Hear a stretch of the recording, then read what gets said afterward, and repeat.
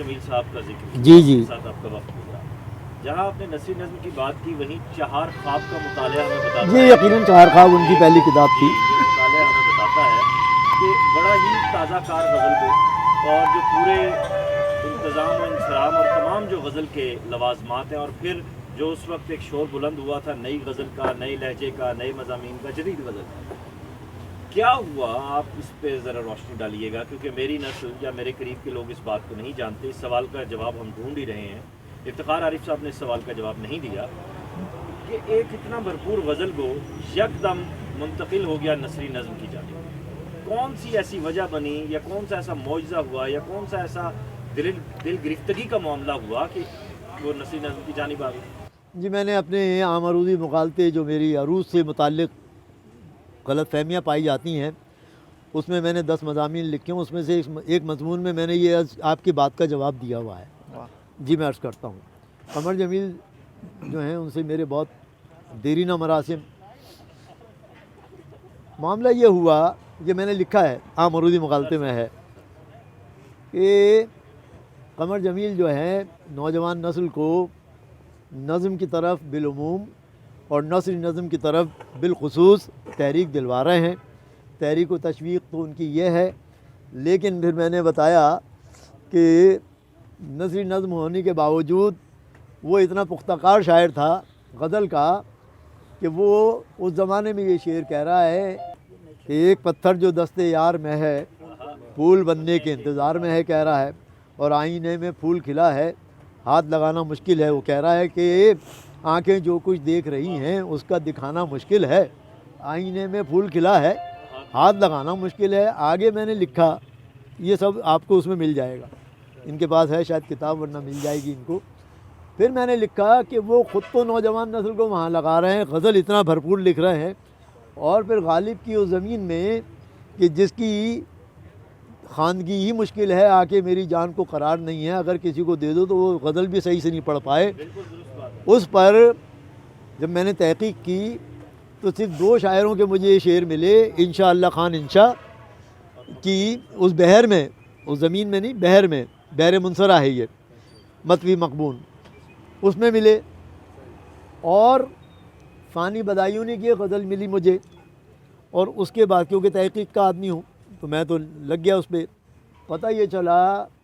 کہ وہ جو تحریک و تشویق نثری نظم پر اوروں کو دلا رہے ہیں، وہ خود غالب کی اس زمین پہ تباہ آزمائی کر رہا ہے، آ کے میری جان کو قرار نہیں ہے۔ اور ان کی وہ غزل کے میں نے اشعار لگائے، میں تو کیونکہ ریڈیو میں ان کے ساتھ تھا، تو وہ چہار خواب ہمارے سامنے آئی، اور ہم نے اس کی، یقیناً جو بھی نوجوان ہوتا ہے اپنے بڑوں سے متاثر ہوتا ہے۔ قمر جمیل اور سلیم احمد کا معاملہ یہ تھا کہ سلیم احمد جو ہے وہ کیونکہ خالص روایت کے آدمی تھے، اسلامک ایک ان کا ذہن تھا، اور جو وہ کچھ لکھ رہے تھے ریڈیو سے لے کر جہاں بھی، اس کے بعد ان کا تو کوئی ٹکر کا تھا نہیں۔ ان کے استاد بہت پہلے عسکری صاحب ہو چکے تھے، یعنی کہ جا چکے تھے۔ اس کے بعد اب آ رہا ہوں اس پوائنٹ پر آپ کے، دیکھیے ان کے ساتھ ہوا یہ، ایک اور نام اس میں آ جائے گا، حضرت عباس بہت بعد میں آئیں، انور سن رائے کیونکہ ان کے شوہر انور، تو حضرت عباس سے بھی ہمارے یقیناً کچھ مراسم تو رہے، ہماری بڑی تھیں۔ ہوا یہ کہ نثری نظم کا غلغلہ ایک دم اٹھا، اور اس پر رئیس فروغ نے چھوٹا سا کتابچہ لکھا۔ وہ جب لوگوں کے پاس آیا کراچی میں، تو پھر ایک نوجوان نسل جو ہماری تھی اس سے بھی اوپر کے نسل کے لوگ کچھ متاثر ہونے شروع ہو گئے، جن میں جاذب قریشی بھی شامل ہیں، اور پھر دوسرا نام آ جاتا ہے احمد ہمیش کا۔ احمد ہمیش کی وجہ سے میرا خیال ہے، بلکہ میرا خیال غالباً بالکل درست ہے، کہ وہ جو کمپٹیٹر آیا سامنے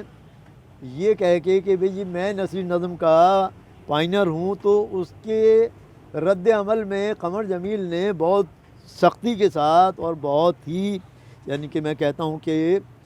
زور دے کے اپنے آپ کو یہ بتایا کہ در حقیقت میں اس کا پائنیئر ہوں۔ اس بحث نے قمر جمیل کو نثری نظم کی طرف منتقل کر دیا، یہ اس کا بنیادی سبب۔ اچھا، احمد ہمیش جو ہیں وہ یقیناً میرے ان کے ساتھ بڑے مراسم آخر وقت تک رہے، وہ بھی لالو کھیت کے قریبی جو آبادی ہے ناظم آباد، وہ وہاں پر تھے۔ ایک ندی بیچ میں بہ رہی ہے گوجن نالی کی، اس کے اس طرف سبتے جعفر، اس کے پچھلے والے حصے میں احمد ہمیش، یوں چل کے آؤ تو لالو کھیت آ جاتا تھا۔ تو ان کا زیادہ تر وقت لالو کھیت میں ہمارے ساتھ گزرا۔ احمد ہمیش نے جب نثری نظم کو آن کرنا شروع کیا تو انہوں نے یہ کہا کہ جناب میں پنگل میں لکھ رہا ہوں، وہ کیونکہ ہندی ادب کے آدمی تھے، میرا اور ان کا ریڈیو پہ ان کا ہندی سروس چلتی تھی اور میں یہ پروگرام کرنے جاتا تھا حسن خیال۔ تو انہوں نے اس کو کہا کہ میں نے اس کو پنگل سے اخذ کیا ہے، اور یہ دعویٰ ان کا بالکل باطل تھا، معاف کیجیے گا۔ انجلا اس وقت ہماری بیٹی ہے، بہت اچھا پروگرام وہ وہاں کر رہی ہے، اس نے احمد ہمیش کے نام سے ہی بنایا ہوا ہے۔ میں کئی دفعہ یہ باتیں حلقہ ارباب ذوق پہ بھی کر چکا ہوں اور اب آپ کے سامنے بھی رکھ رہا ہوں۔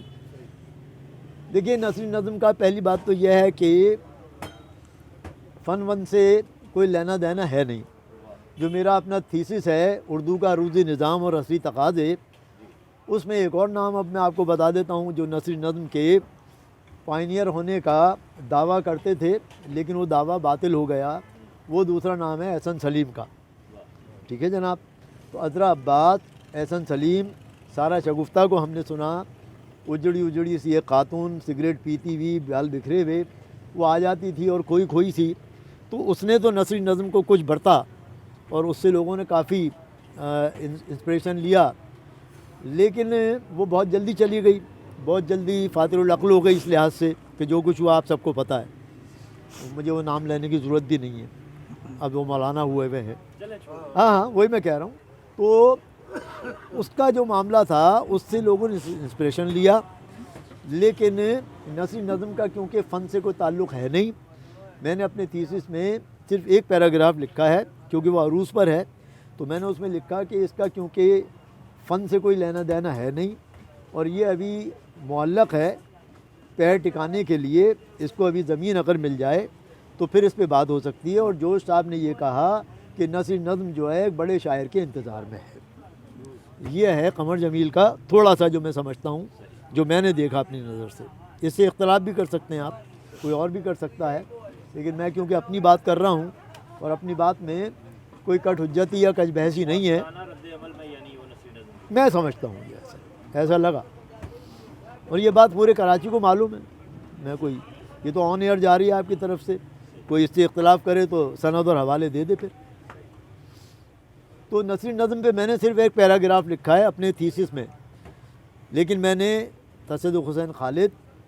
میرا جی اور نون میم راشد کی چیدہ غزلوں کا عروضی تجزیہ کر کے یہ بتایا ہے کہ آزاد نظم کوئی اٹکل پچو نہیں ہے، آزاد نظم جو ہے وہ مادر پدر آزاد شاعری نہیں ہے، اس کا عروض سے پورا لینا دینا ہے۔ اس لیے میں نے اس پر پورا آزاد نظم کا بلکہ نظم کا تاریخی تجزیہ میں نے کر کے دکھایا ہے، اور یہ میں نے پھر بات کہی اس میں، اور تصدق حسین خالد جو اس کا پائنیئر ہے، یعنی کہ نون میم راشد کے پیرلل چل رہا ہے، یہ 1920-25 کے درمیان کی بات ہے۔ اب میں آ رہا ہوں کام کی بات پہ، وہ میرے تھیسس میں حوالہ لگا ہوا ہے۔ تصدق حسین خالد کی مجموعے کا نام ہے مکان تا لا مکان۔ اس کے دیباچے میں جو الفاظ انہوں نے ادا کیے ہیں وہ میں نے اس کا حوالہ بنایا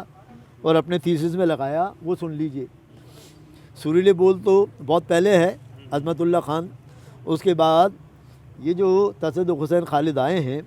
انہوں نے اپنے دیباچے میں لکھا، وہ آپ سب کی نظر کر رہا ہوں، الفاظ میں رد و بدل ہو سکتا ہے، لب لباب بتا رہا ہوں،